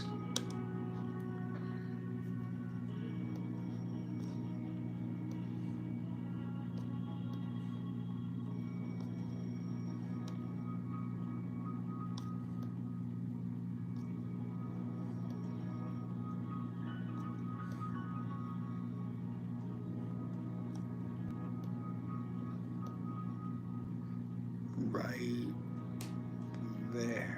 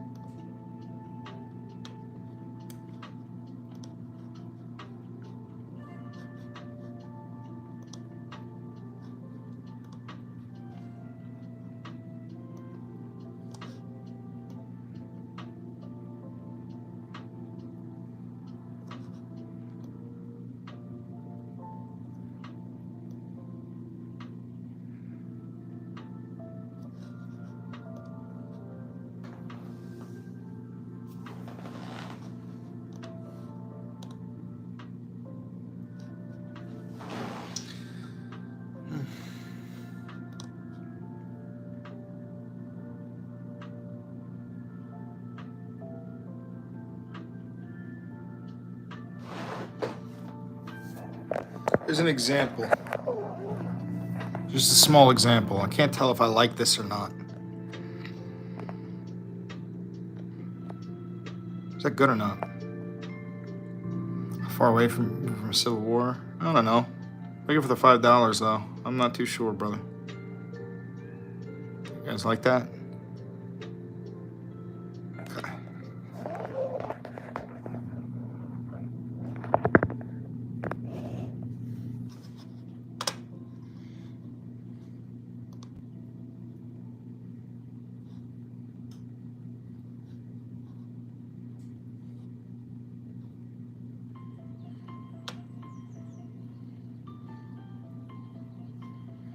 So now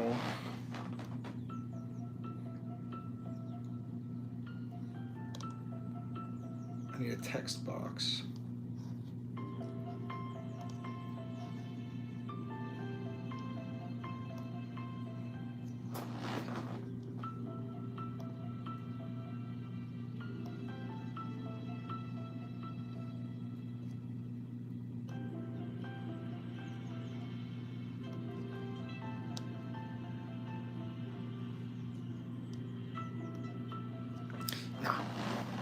Now we're gonna scrap this whole thing. We're gonna scrap the whole thing here. I got a better idea. I've got a much better idea.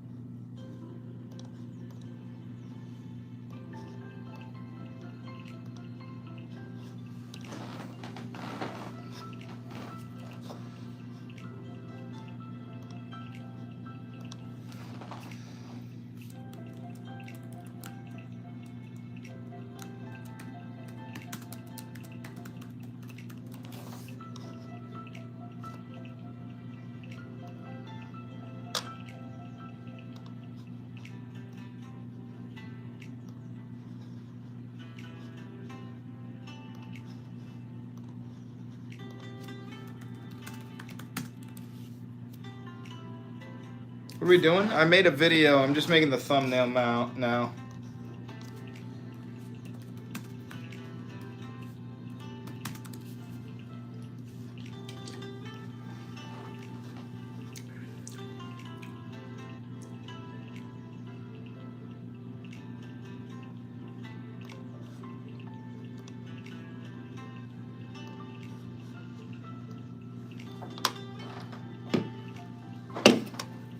Kind of video.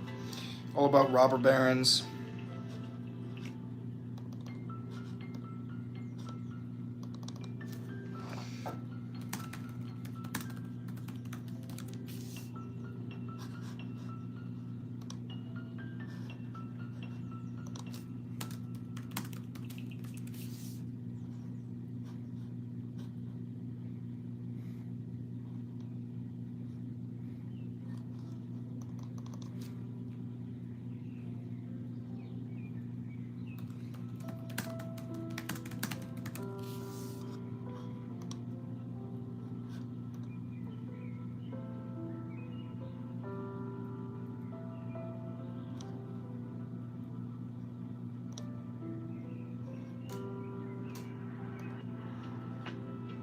Okay.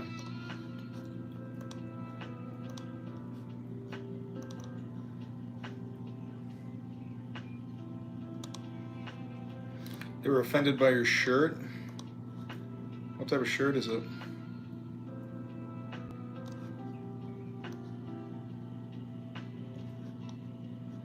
Is it? Fuck you.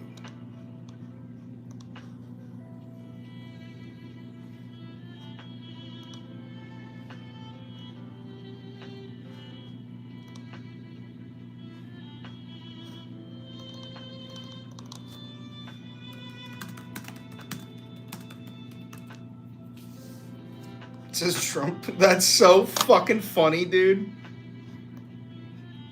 That's so fucking funny.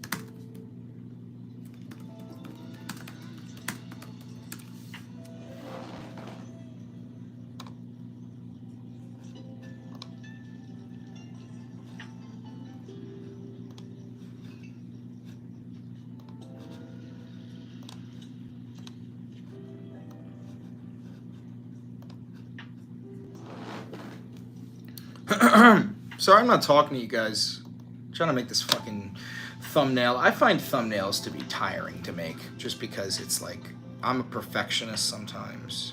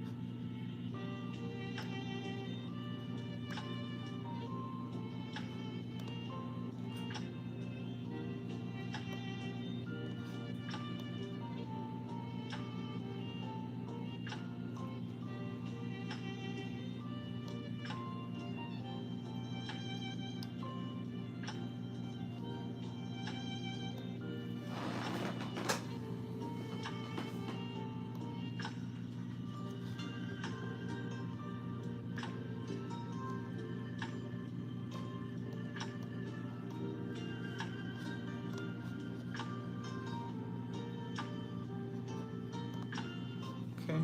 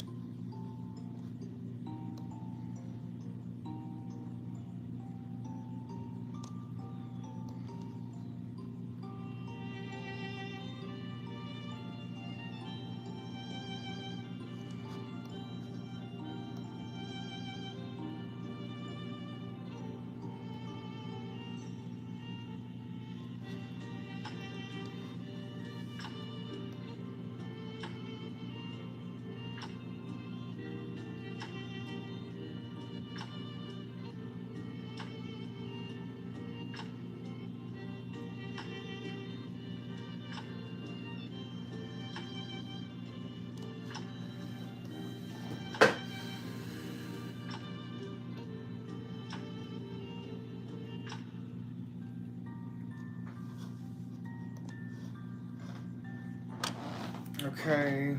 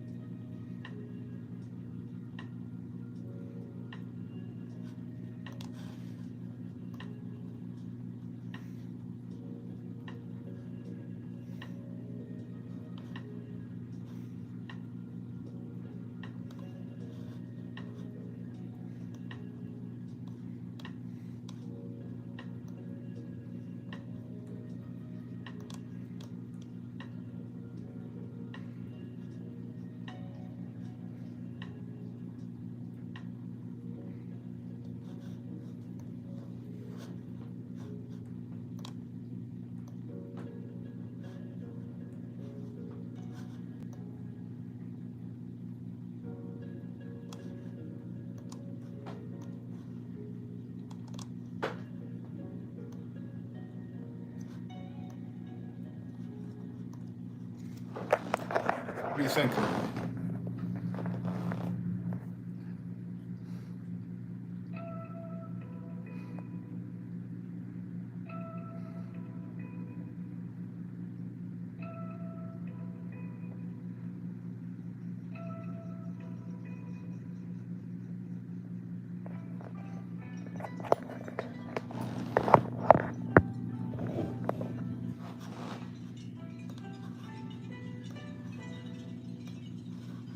I dig it. Bro's so hot. I know. Thank you, though.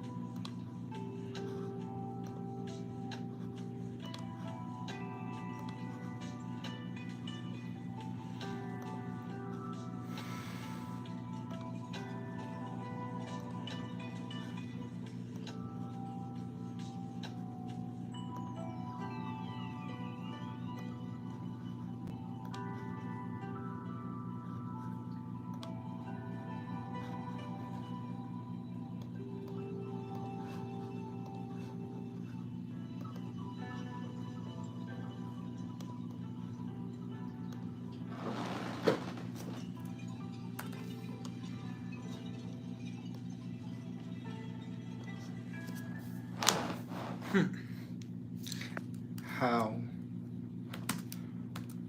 robber barons of old became billionaires of today.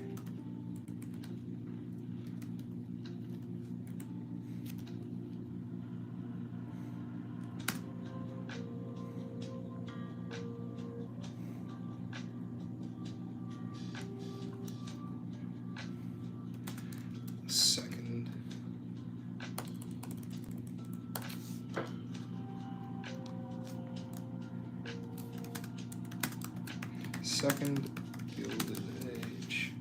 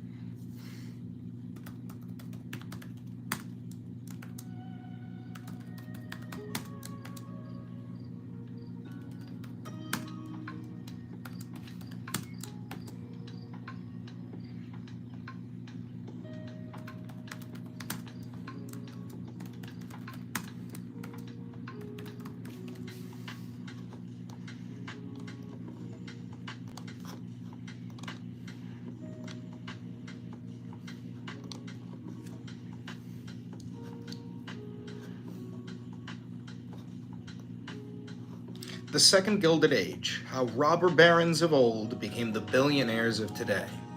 Rabbit Hole episode 2.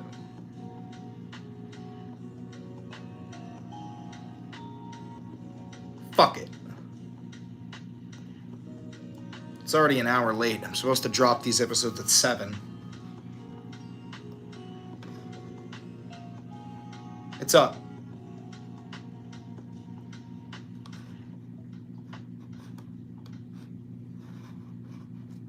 It is up.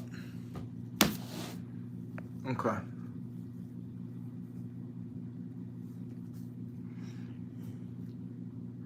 All right, I'm out of here. Thanks for watching the live stream. Go watch the video. Bye. Bye. Bye-bye.